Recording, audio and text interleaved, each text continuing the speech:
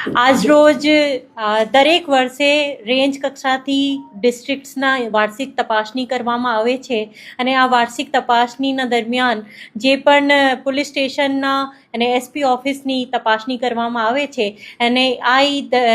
મદ્દેનજર અત્યારે દાહોદ જિલ્લાની વાર્ષિક તપાસણી કરવામાં આવી રહી છે અને એમાં ક્રાઇમ કોન્ફરન્સ લેવામાં આવી હતી. આ સિવાય લીંબડી પોલીસ સ્ટેશન એ ડિવિઝન પોલીસ સ્ટેશનની પણ વાર્ષિક તપાસણી કરવામાં આવી હતી અને એસપી ઓફિસની और એક પબ્લિક મિટિંગ પણ કરવામાં આવી હતી જ્યાં અહીંયાના જે તમામ રાજનીતિક આગેવાનો છે, સામાજિક કાર્યકર્તાઓ છે, ડૉક્ટર્સ, એન્જિનિયર, સમાજના દરેક તબક્કાથી માન્ય લોકો આવ્યા હતા અને એમને જે સૂચન હતા અમારી માટે, જેથી અમે પોલીસની કામગીરી છે એમાં શું શું ઇમ્પ્રુવમેન્ટ લાવી શકાય એ સૂચન પણ એમનાથી લેવામાં આવ્યા હતા. અત્યારે દાહોદ ડિસ્ટ્રિક્ટની જો હું વાત કરું તો દાહોદ ડિસ્ટ્રિક્ટની જે તમામ પોલીસ સ્ટેશનની ટીમ છે એ ટીમ ખૂબ સારી કામગીરી કરી રહી છે અને આજે આ સારી કામગીરીને બિરદાવવાના માટે પણ લગભગ 153 લોકોને અહીંયા સન્માનિત પણ કરવામાં આવી રહ્યા છે. જેવી રીતે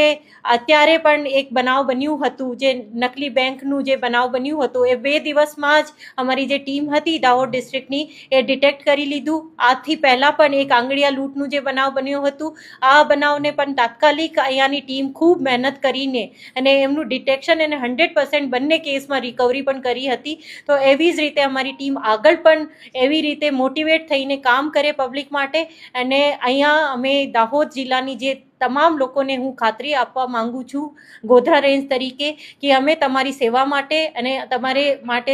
સેવા, શાંતિ અને સુરક્ષા જે અમારું ગુજરાત પોલીસનું મોટો છે એ મોટોને પ્રતિબદ્ધ કરવા માટે અહીંયા તત્પર છીએ અને 24/7 અમે અવેલેબલ છીએ. તમને ક્યારે પણ લાગે કે અમારું સંપર્ક કરવાની જરૂરિયાત છે તો તમે સંપર્ક કરી શકો છો. અમારી જે જિલ્લા પોલીસની ટીમ છે એ પણ 24/7 અવેલેબલ છે અને હું પણ 24/7 અવેલેબલ છું. ક્યારે પણ એવી બાબત હોય જે પોલીસને લગતી વખતી હોય તો એ તાત્કાલિક અમારો સંપર્ક કરીને અને વાત કહેવી શકે છે. અમે ચોક્કસ આ ખાતરી આપું છું કે અમારી ટીમ એમના 100% એફર્ટ્સ એમાં ડાલશે અને રિઝલ્ટ લાવશે.